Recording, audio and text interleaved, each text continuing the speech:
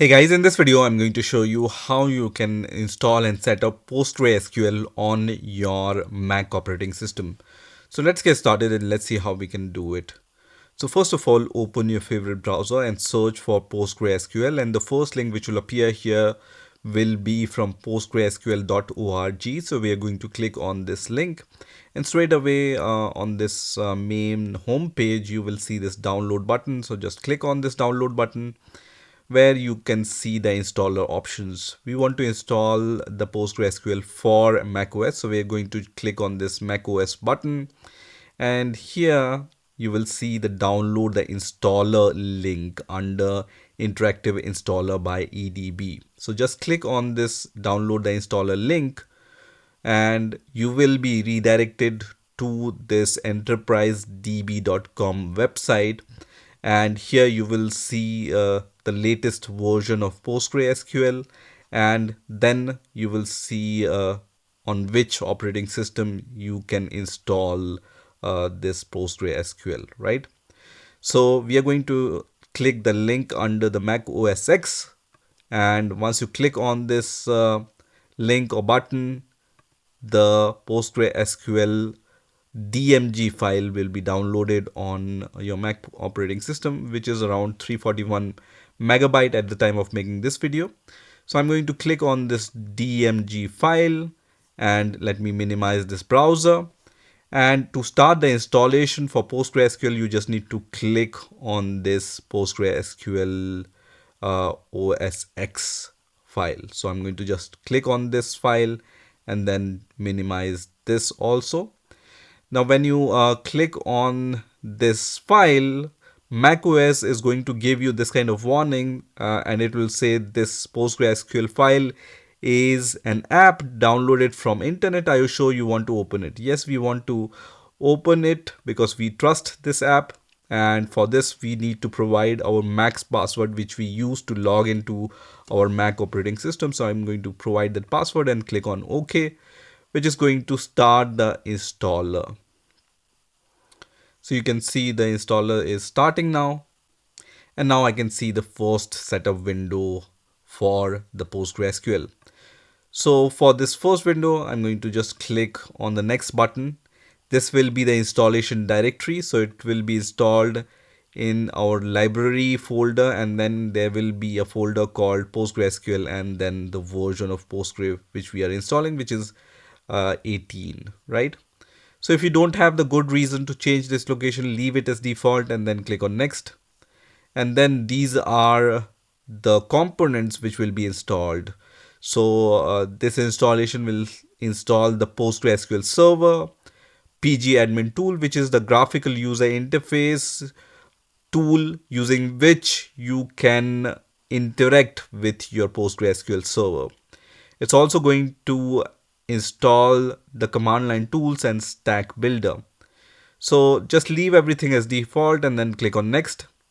And this will be the data directory. So the data directory is the same directory where PostgreSQL will be installed /data. So I will also leave this as default and then click on next. And then you need to provide the password. So it says, please provide a password for the database superuser Postgres. So this password will be used when you will try to connect to your PostgreSQL server. So provide a password which you can remember. So for now, I'm going to provide a very simple password. In my case, I'm just choosing the password root here, right? You might want to use some strong password if you want to be sure, right? Or secure. Once you provided the password and retyped your password, click on next. So on this next window, you will see the port on which Postgre server is going to run. And this is the default port on which Postgre server generally starts. So if you don't have the good reason to change this default port, leave it as default and then click on next here. And then you have some advanced options to select, and that option is for locale. In my case, I'm going to leave it as default. There are multiple locales which are available here, but choosing default makes more sense at this point, right? So click on next here, and these are all the settings you have selected. If you are happy with those settings, then click on next, and then click on next once again, which is going to start the process of installation of PostgreSQL on your Mac operating system. At this point, you just need to wait for this progress bar to reach to the 100% mark or up to the end. So now at the end, I see this message which says completing the PostgreSQL setup wizard. At this point, you will also see this option which says launch stack builder at exit. So for now, I'm going to uncheck this because we don't want to start the stack builder, which is going to download the stack builder related stuff. We have already finished the installation of PostgreSQL. For now, we are good without launching the stack builder, right? So uncheck this checkbox and then click on finish button, which is going to finish the installation of PostgreSQL. So now at this point, when you click on the apps icon here, generally when you search for PostgreSQL, you should be able to see the Postgres related apps here, right? Like pgAdmin and other apps. But for now, you're not going to see this because what this installation does is this installation is going to create a PostgreSQL folder and not the application into your applications folder. And for this, what you need to do is you just need to click on Go option at the top and then click on the applications option here, which is going to open the applications folder using the Finder. You can also open the applications folder using Finder. So click on the Finder icon here and then select the applications folder here, right? So when you search for PostgreSQL, you can see that PostgreSQL 18 is a folder and not directly an app, right? So when you click on this, you will see pgAdmin here, SQL shell here, which is PSQL shell. So these are the tools or applications which are installed, which are related to PostgreSQL. So when you click on one of these applications, for example, pgAdmin, I'm going to click on this pgAdmin and it's going to start this pgAdmin tool. You can see pgAdmin 4 is starting. Let me minimize this applications folder and you can see this pgAdmin logo here, and in few seconds the pgAdmin GUI will also start. So now this pgAdmin tool has been started, and when you click on this servers option, you will see this PostgreSQL 18, which is the version we have installed. So this is the server which is running and we want to connect to it, right? So here you will require the password which you have entered at the time of installation of PostgreSQL. In my case, I have chosen the very simple password, which was root. So I'm going to type that and then click on this checkbox, which is going to save my password for the next time, and then click on OK. And it's going to take that password and we are connected to our PostgreSQL 18 server. So you can see it's going to show you more options. Once this connection is successful, you can see a server is connected here, and this kind of interface will open once the connection is successful. So here you will see the database sessions and transactions and other analytics related to your server, and you will see the default database, which is Postgre, under your server, right? So from here you can create more databases, right? So this is the default database, which is the Postgres database. So to create a new database, right click on the database option and then click on create and then click on database here, and then this kind of interface will open. Here you can provide the name of your database, for example DemoDB in my case. So this will be the name of your database and the owner of the database will be Postgre user, and Once you provided the name of the database, you can also do some other settings related to definition, security, parameters, and other stuff are given here, right?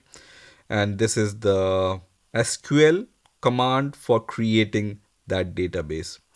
So once you are happy with the name of the database, click on save, which is going to create this database. And you can see this database has been created. Now this database is currently empty because it doesn't contain any tables. So just expand this database for now. And under schemas, you can create the tables, right? So expand the schemas section here. And under public, you will see the option called tables. So let me just maximize this. And this is the option you will see. And under tables, those tables are empty because there is no table in our database. So we are going to right click on the table option and then click on create and then click on table here. And we are going to create a very simple table. So here you can provide the name of your table. So the name of the table in my case will be, let's say, names. And then under column tab, you can add new columns. So for the first column, I'm going to choose the primary key for the table. So let's add the ID, which will be of type number, right? So from data type, you can select the data types from here. From this list, I want to choose the integer or number data type. So just search for integer here. So this is the data type integer, and this will be the primary key. So I'm going to just toggle this toggle button.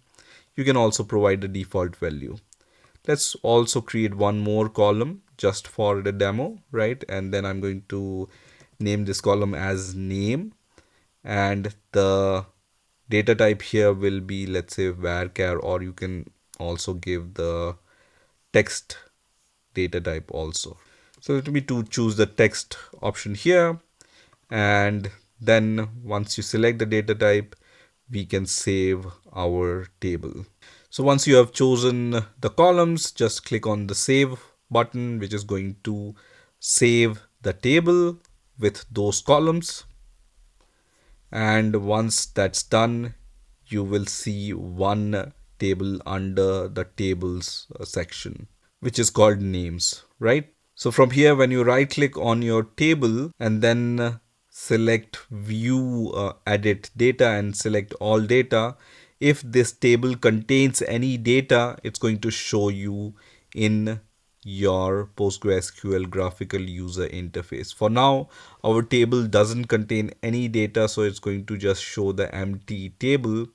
So for now, this query is not going to give you any data because our table doesn't contain any data. But once your table have some rows, you will be able to see here, right? So this is how you can use pgAdmin tool to connect to your PostgreSQL server, right? I'm going to close this pgAdmin tool for now. So for that, we are going to open the terminal. So search for the spotlight and then search for the terminal and then open the terminal from here. And here we are going to cd into the folder where we have installed the Postgre, right? So if you remember, the default location was library, then the PostgreSQL. So just type Postgre and then press the tab key. It's going to auto complete the command. And then the version, we have installed the version 18, but in your case it might be different. So provide the version /bin and then press enter, and we are inside this folder. This is where our PSQL binary is available. So let's do ls here, and I can see this PSQL binary. So to run or connect to our PostgreSQL server using PSQL, just write ./PSQL and then -u for username. So just give -u space Postgres as user. Postgres is the default user as we have seen in the pgAdmin also, right? And then press enter and then provide the password you have used at the time of installation of Postgres. In my case, I have chosen root, so I'm going to provide that and then press enter. and this is the utility which is going to open this kind of interface. From here, I will be able to interact with the PostgreSQL server using the terminal itself. So this is how you can install PostgreSQL on your Mac operating system. I hope you've enjoyed this video, and I will see you in the next video.